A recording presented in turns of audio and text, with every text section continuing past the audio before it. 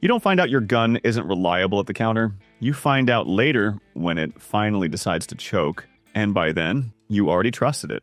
Because once you buy it, you don't get a second test. That's the problem nobody talks about.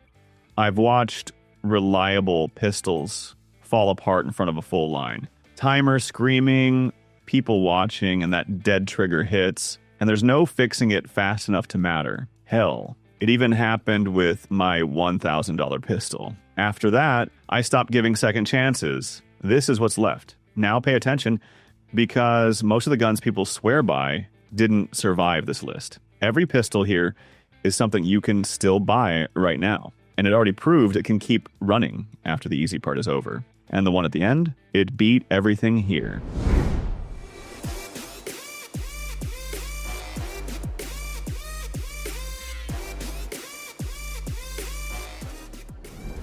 I didn't walk into that range fresh.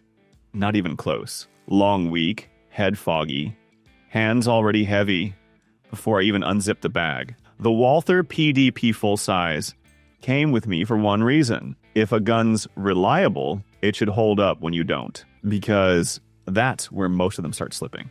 Sticky lane, thick air, mixed half-used ammo from the bottom of the bag. Nothing clean. I kept waiting for it to show it. Third mag, fourth, something small, a hitch, a drag, anything, nothing. Mag after mag, the PDP stayed locked in. Same reset, same tracking, no shift. Meanwhile, my grip was falling apart, timing late, shoulders dragging.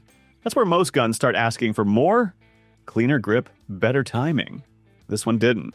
It just kept running. And that's the part that sticks with you later. When you're not at your best, the doubt either shows up or it doesn't. By the end, I wasn't impressed. I respected it. The trigger can feel sharp when you're worn out. You feel it more the longer you stay in it. But it never gave me that moment, that small hesitation that makes you wonder if you picked wrong. And that's usually where people start second-guessing what they bought. If you want a current production full-size pistol that feels modern but doesn't act delicate, the PDP belongs on your shortlist. I took my uncle's USP because mine was down for maintenance. Middle of last month, I was heading out to help clear some overgrown land on a friend's property outside town. Brutal Texas summer day. By 10 a.m., the dust was already thick and the heat was sitting heavy on everything. I kept that USP on me all day. Appendix under a loose shirt. I wasn't planning to shoot it. I was swinging a machete, dragging brush, climbing in and out of the truck, sweating through everything. And I felt it the whole time. Every bend, every reach, that steel frame kept reminding me it was there. By midday, my shirt was soaked and the gun was coated in dust and sweat. I caught myself checking it, wiping a hand across it, waiting for something. Grit in the slide, controls dragging. I kept waiting for it. It never gave me one. Not once. By the afternoon, that's where most guns start asking for attention. This one didn't. It didn't clean up, didn't adjust, didn't get worse. It just stayed exactly the same. Yeah, it's heavy. By the end of the day, it's digging into you. It doesn't disappear, never will. But I never had that hesitation, that quiet moment where you start questioning what you're carrying. So if you don't care about weight and you want something overbuilt instead of trendy, the USP still makes sense right now. And what came after this made that even harder to ignore. That thing better not choke. Didn't come from me. Guy 2 lanes over watching the FN 509 Tactical sitting there like it owed him something. Rain already turned the ground to mud, thunder cracking somewhere behind us, wind pushing water sideways across the line. Not a clean day, not a forgiving one either. Mags were getting soaked, hands slipping. Timer goes off and everything starts moving faster than it should. You could feel it shift. Guys next to me slowing down, breaking rhythm. One stepped back to wipe his mags. Another swore under his breath, trying to clear something that didn't want to move. It was happening, not quietly either. That's when all the attention turns. People stop watching their own targets. Wait, start watching yours. I kept running it. No adjustments, no excuses, no pause to fix anything. That's where it separated. The line was falling apart. Mine wasn't. And that big overbuilt feel I didn't like at first, that's exactly why it didn't get exposed. Yeah, it's a lot of gun. Feels aggressive, almost too much when everything's normal. But when the weather turns ugly and the easy conditions disappear, this is the kind of pistol that doesn't become one more problem. That's why the 509 Tactical still makes sense if you want a serious current production pistol that backs up the look with actual consistency. What came after this made that even harder to ignore. Recently, I almost walked out of that pawn shop with the wrong gun. Old place just outside Austin, glass counter scratched to hell, random mix of trade-ins and tactical stuff, trying to look newer than it was. And right there, in the middle, Glock 17 Gen 5. Plain. No personality. Sitting next to pistols that actually looked like they deserved attention. That was the problem. Guy behind the counter nudged me towards something else. Better trigger, better sights. More modern. Another guy nearby picked one up, racking it like he already made up his mind. Meanwhile, the Glock just sat there, like it didn't care if I picked it or not. My hand went to the other gun first. Felt better. Looked better. Easy choice. Should have been. I remember pausing. Just long enough to think about what happens later. Not right now. Not the first range trip. Months in, yet when small things start showing up. So I grabbed the Glock instead. Didn't feel like a win. It felt like settling. But here's the part that sticks. Time passed. Other guns came and went. Little issues, ammo quirks, parts, tweaks, attention. Nothing dramatic.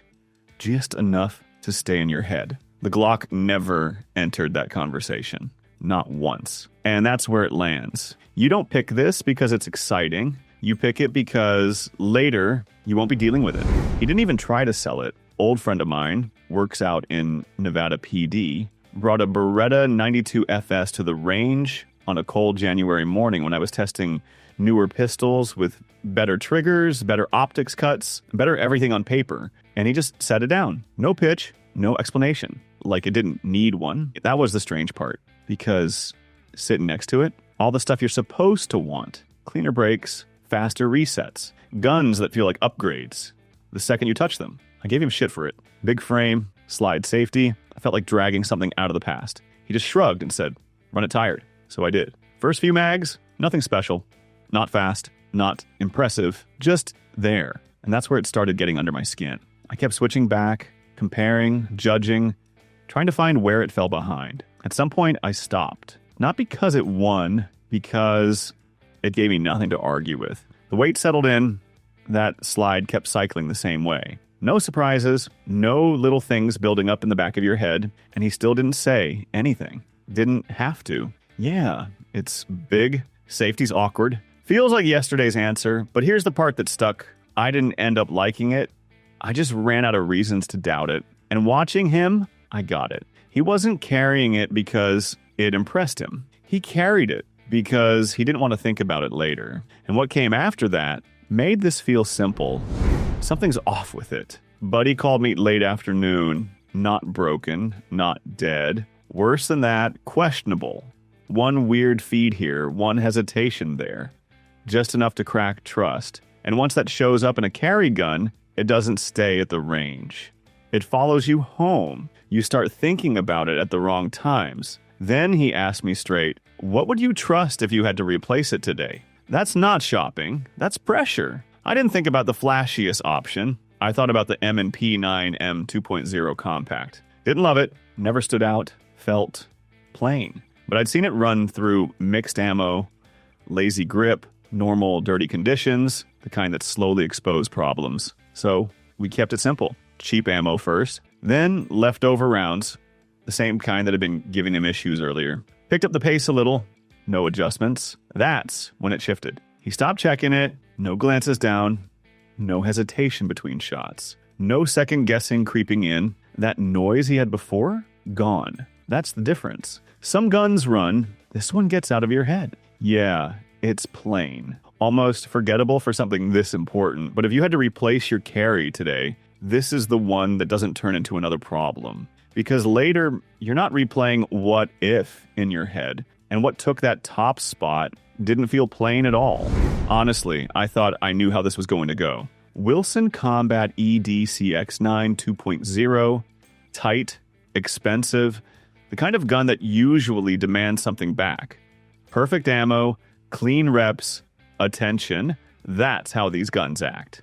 This one didn't. I ran it like everything else. Didn't baby it, didn't slow down to respect the price, and it just stayed the same. Different ammo, same feel, faster pace, same feel, less attention, same feel. That's where it started getting weird because most guns, especially at this level, react. They show you something. Good or bad, doesn't matter. They shift. This one didn't shift at all. I couldn't make it act different. And that consistency didn't feel normal. Everything checked out, fit, finish, performance, too clean, like there should have been something to figure out. But there wasn't. If you want a premium pistol that doesn't turn into a project, this is where you land. But after everything else on this list, everything that showed something under pressure, this one didn't behave like any of them. And that's the part that still doesn't sit right. Because the most expensive gun here didn't win by feeling expensive. It won by refusing to change. So those are the pistols you can actually buy right now and trust when things don't go your way. Not the most hyped, not the most expensive, just the ones that didn't quit when everything else started falling apart. Plenty of reliable guns didn't make it here. One failure, one bad moment under pressure, and they were done. No second chances. Because when it matters, it doesn't care what label you believed in. Now, here's the part that still bothers me. That last gun, it outperformed everything on this list. Cleaner, smoother, no excuses. Maybe I'm wrong, or maybe that's exactly the one you shouldn't ignore. I'm Steve. Pick what you trust, just know you don't get to test that decision twice.